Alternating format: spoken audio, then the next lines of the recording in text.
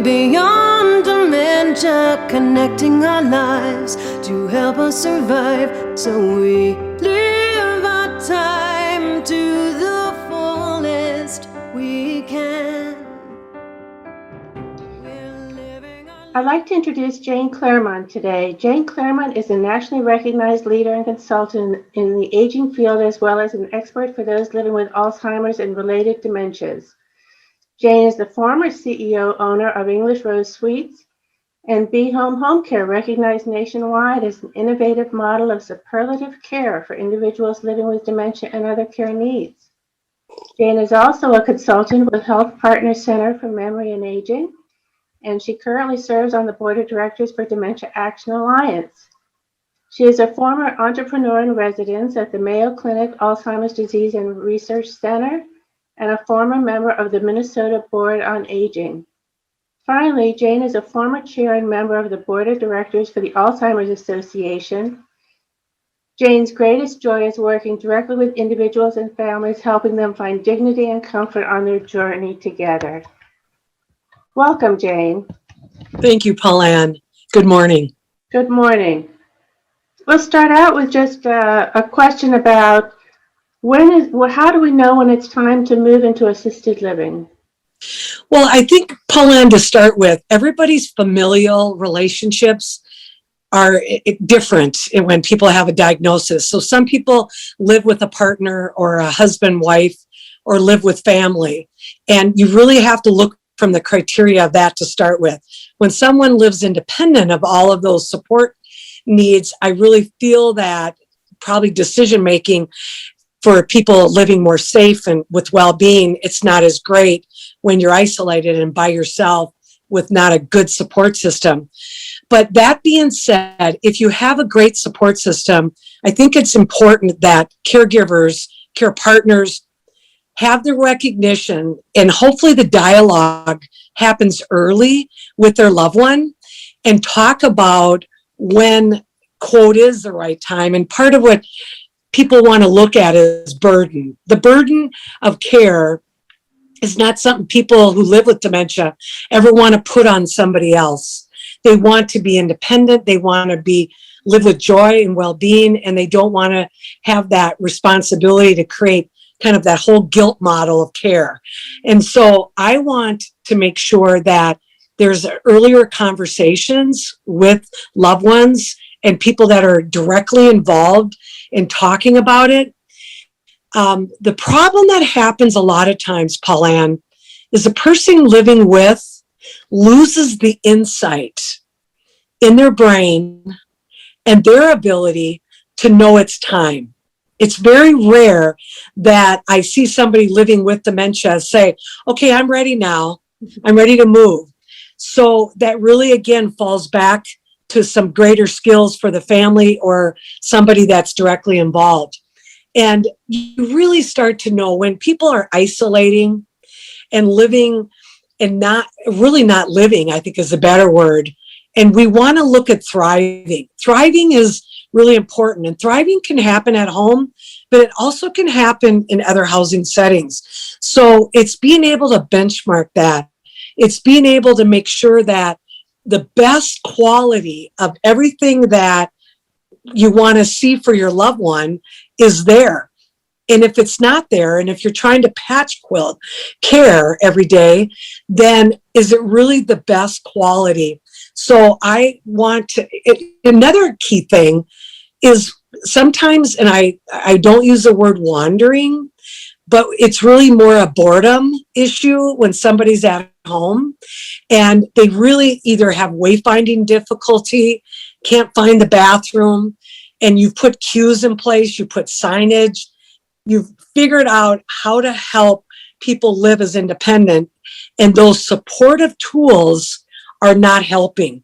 Going into the kitchen, and I've had families label the cupboards or put pictures of what's in the cupboards or other kinds of divisive, supportive bridging is what I call it. And even the bridging is not helping that person to live independently or live with support. Those are the times when you have to start to be realistic. I have a client right now that she now has caregiving support, but she was taking the bowls from the dog, and they're a stainless steel bowl, and she's putting them into the microwave. That's a huge safety issue.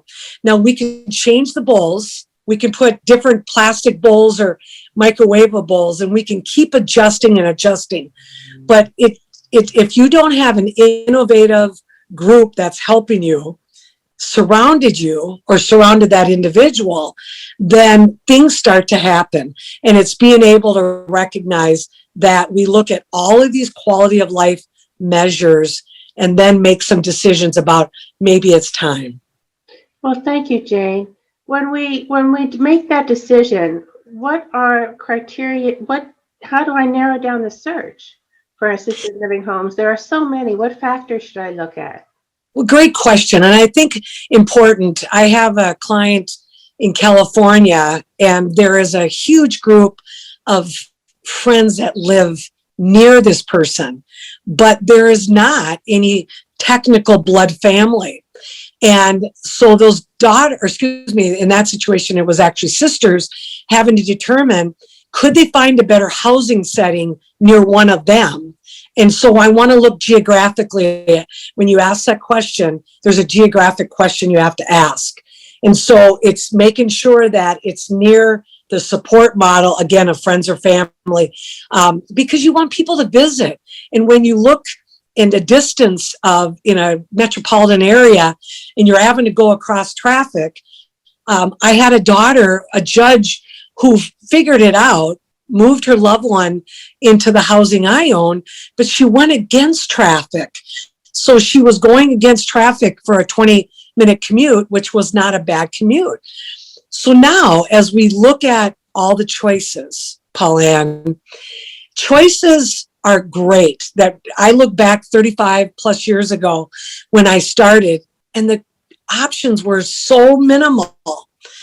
And I don't want to diss whatever those settings were, but they were very much institutional. They had a more medical model of thinking. And I guess some people may want a medical model, but if you're looking, I would want a social model. If you're looking at care, I would want to be, if it was me choosing, it's looking to make sure, and we're going to go through a bit more in the right assisted living now by my answers. The right assisted living really has to have competency. It has to have staff competency. And Paulan, I want you to think about that.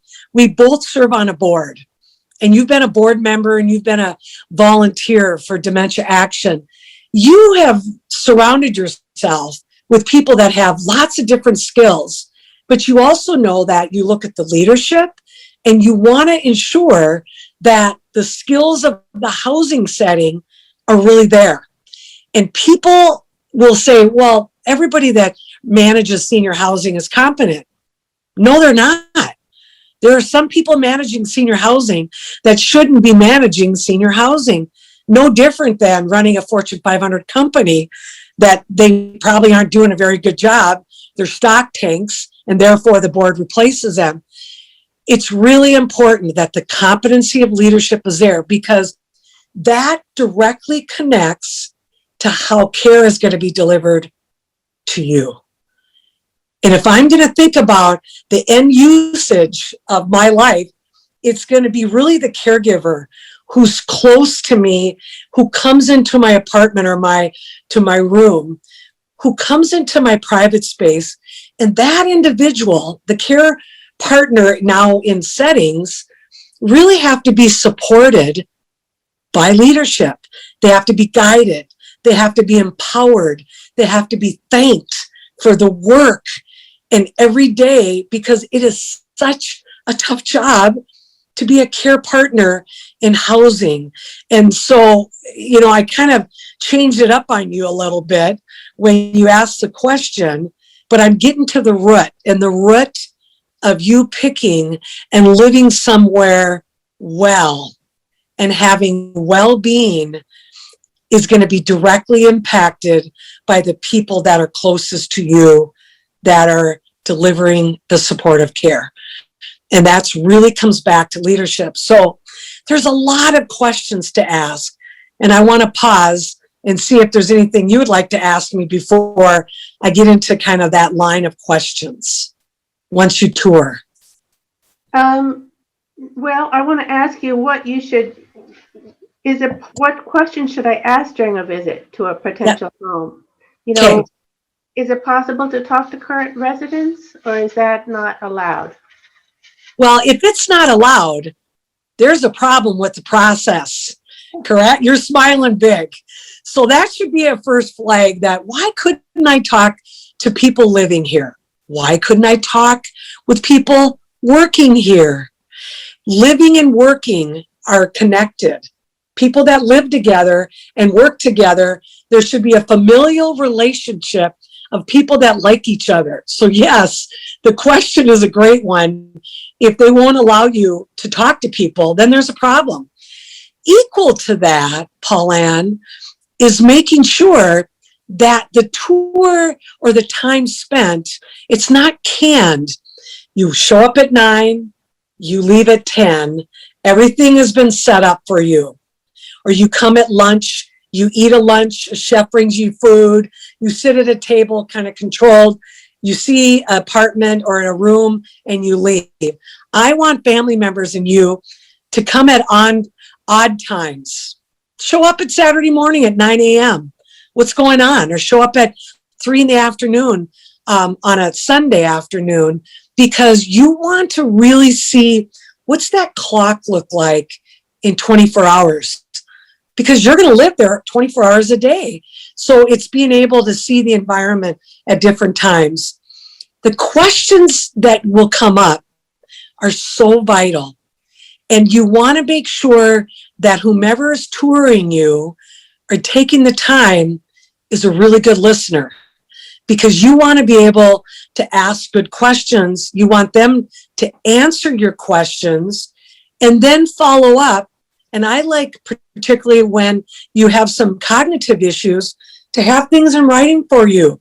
So you can go back, maybe you take notes, or your friend, your family member does, but maybe you like to look at things again. So making sure that you have all the didactic types of learning and processing of the information. Second to that, how long has the staff worked here? Is your staff turnover high? Now, I'm going to tell you, Paulan, unfortunately, it's almost impossible now not to have greater turnover in housing, senior housing.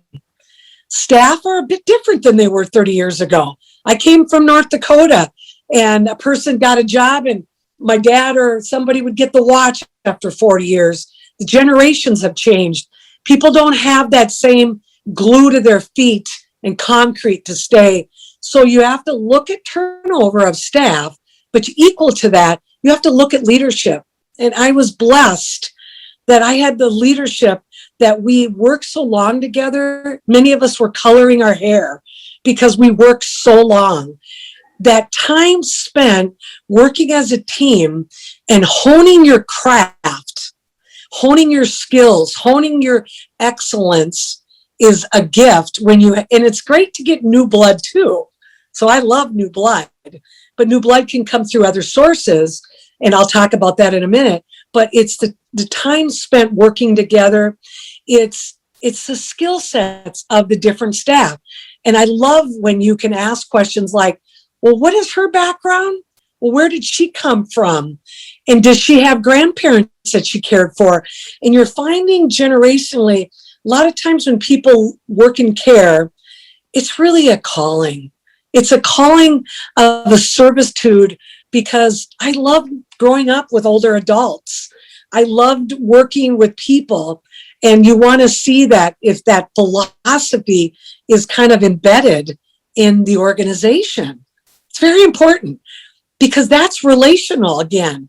No different than, I was so excited to see you today to be able, 3 years ago, you and I coordinated this interview process, and it's the same person again, Paulan.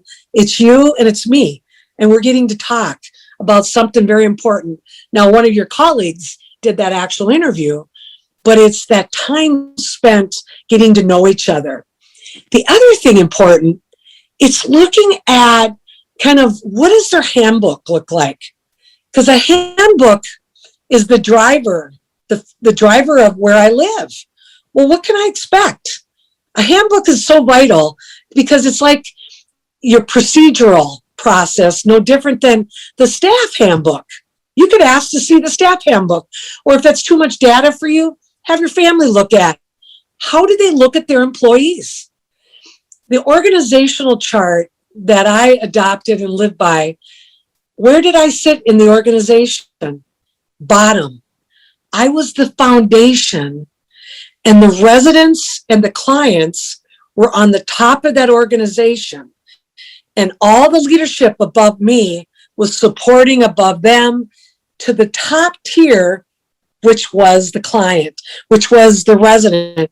And that is a living, breathing process when you really philosophically operate like that. So it's important, Paulan, that you know and recognize, and that people don't just give lip service, they live it, okay? Also, what's the life look like? What's my life going to look like on a daily basis? If I like to be involved, well, I want to see the calendar. And there's a key question to the calendar. Do you really execute the calendar that you're going to hand me, or the one you put on the website? Every day, are the staff expected to carry out, because now it's expectations of employees, kind of a key component. Give staff tools, but it's hold staff accountable. And that's really important back to leadership competency.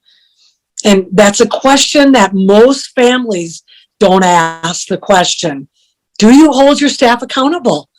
If you're going to tell me I'm going to get these kind of snacks or meals or this engagement, or somebody's going to clean my apartment 2 times a week or once a week, can I expect that 20 minutes is authentic, or are they going to be on their phone?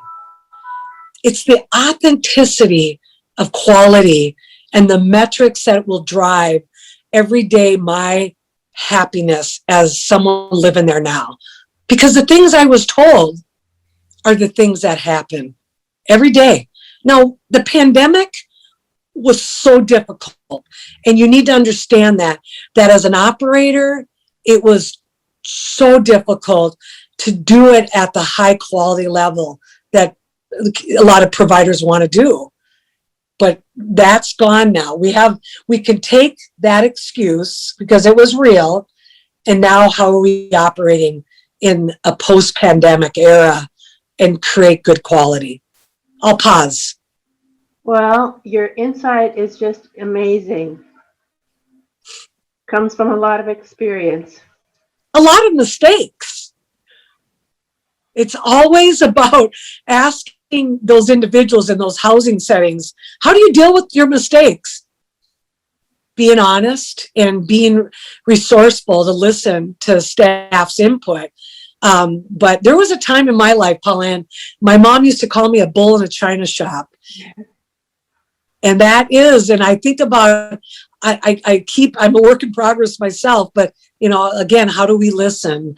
So insight is extremely important in our dialogue about really understanding, because one of the things I said in 2018, I've seen families get so caught up in the chandelier and the baby grand piano and the beauty of the nicest furniture and carpet.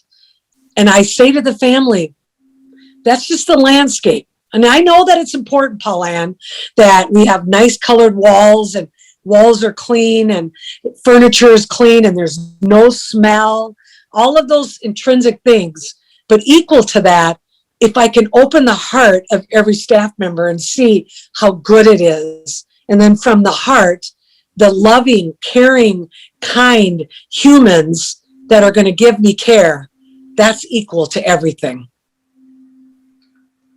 I agree. I do want to ask you, when we look at the staffing, what is a positive staff to patient ratio? It's a great question. I think what's important to think about is, for years and years in long-term care, we used ratios and we still use ratios that are unrealistic. Okay. So I want you to think about today. You gave me a time frame of time that we could talk. Now, if you presented me with 42 questions and I needed to do a really good job, there's no way I could do it. But if you gave me 6 to 9 really good, thoughtful questions and I could answer them all well, then the value of our 30 minutes would be value, right? Right. So now when we think about the ratio has to be defined as the direct care ratio. That's key. And that's a question you would ask. Does that mean that it's not the maintenance involved and the housekeeping involved? Direct care ratio. The ratio that is ideal is not affordable, Paulan, for most. I need you to know that.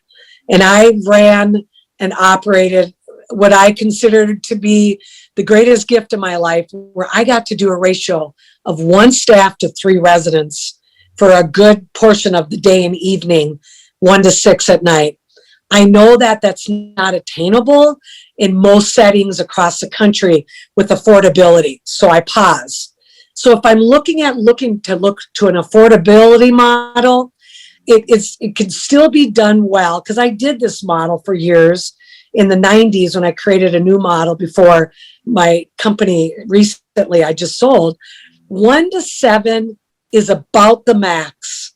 If you go beyond 7 residents and 1 staff, it's not attainable. There's no way, unless you bring in supportive staff that really work as supportive staff, that they're there during the busiest times. We call it staffing to the hump, and they may get in there to help for 2 or 3 hours, or they may help in the mealtime supportive process, or they may help in other ways. 1 to 6, I did that model for 5 years, 1 caregiver to 6 residents, and it ran really well. But if I had to push it to 1 to 7, I'm not going above that. And any of your listeners that can come back to me and say, well, we do 1 to 9, and I can poke holes through that model with quality issues. I was not too long ago, I was in the hospital, and I had a lot of issues because the staff to patient ratio was so high low, that I just couldn't get the care that I needed. And you waited, and you're frustrated. And let's just think about it. And a lot of people who aren't living with dementia, when they need to go to the bathroom, and their brain sends the message, and they're able to do it. They can get up out of their chair. They know where the bathroom is. Now let's couple that. I see people become dependent and incontinent because they don't have support. And here's what we're talking about. Well, they're incontinent. Well, they got incontinent because there wasn't someone to support them. And so, well, then somebody says, well, they can wear a Depend. Well, guess what? How would you like that to become the bridge of support versus the dignity of somebody saying, let me help you. I'll at least guide you to that place, and then you can be independent. I have to say to you that I want people to really think about, when I'm the end receiver, like you were in the hospital, what's it feel like? And that is the greatest opportunity. I broke my ankle in 3 places. And I remember thinking, this lovely woman came to my house, and I'm in my 40s, and she kept making oatmeal that was liquidy. And I'm going, no, I want it lumpy. I don't want it liquidy. That's a simple thing, but it's my want. And that could make me cry because I had so much pain that it was just simple things I wanted to be done right. So now my brain is impaired. So I am not going to at all hedge on my ratio that I said to you. 1 to 7 is the highest. I have one final question for you, but it's a very important one. And that's, how much do assisted living homes cost? And what assistance is available to pay for these costs? It's a great question again, Paulan. I will tell you that the cost of care it's gone, I don't want to use the word through the roof, because sometimes care equivalates to cost, dollars spent, but not always. I've been in housing where they were paying an extraordinary amount of money and the care quality was poor. So, but if you really do an extremely excellent job, sometimes you have to look at how cost is there. So let's just back it up just a minute to what's going on right now with the pandemic ending and people trying to build a house. Building a house right now, the per square foot cost, it's literally gone through the roof. Okay. So finding staff now, which is key to your question, finding employees, people are making more money. They're going to work at places where they can get paid more. So that is driving up what people will charge per day in terms of their cost, because they're trying to find labor. And that's the biggest key here is labor. Building buildings is going to be a big issue as you build new buildings, equal to what I just said. So I will tell you that, and I'm not hedging your question, I'm going to give you real numbers, but I don't believe you're going to find good memory care that will be under $4,000 a month in terms of charging. If somebody finds good memory care below $4,000, I'll be questioning the model and what they're providing. It could be $8,000 to $10,000 on the greater side. So there's a big window. But here's what happens, Paulan. You have to understand when you go in how people charge, because charging really is what gets you to the end cost. So you want to say, is that daily rate all inclusive or that monthly rate all inclusive? Because people will say, well, we charge $4,000 a month, but the add-ons, because we use a point system, may cost another $1,900 a month. And as a person with dementia declines, that's key, the cost of care will go up. So that's a key question. What happens to the cost of care if my needs increase? That's a critical question. That goes back to a contract, and that goes back to understanding how people charge their daily rates and their monthly rates. Very important. Is that all inclusive? Do I have to pay for my durable medical supplies? Well, what is that? Well, if I do become incontinent, who's going to pay for that? Does the building pay for it, or do I pay for it? Do they pay for my haircuts? For all the other services, how is that charged? And it's that list to get to the bottom number. That's the number I want you to know for sure. And that's put in writing. Now, equal to that, what if I don't have 4,000? That the job that I have enough for 2,000 a month or 1,500 a month. Well, the beauty of the United States, and some countries are much richer in how they provide that care model, but in the United States, we're coming to better. We're not there yet. We have the beauty of county social workers, and they're critical. So in any county in the country, you have to be working alongside them early in your disease progression, because you have to understand what part they play, and they may be able to help bring services to home. And they become that caseworker, that social worker that is really to work alongside you, maybe for at-home care, or then to help your placement and what's going to happen with the care, okay? So there was a new law established in 1993, and it was amazing how it started to help fund care, okay? And it was the Medicaid waiver. It was actually 91, 93, it started to really look and help senior housing, particularly assisted living. And that waivered program is one that everybody needs to understand.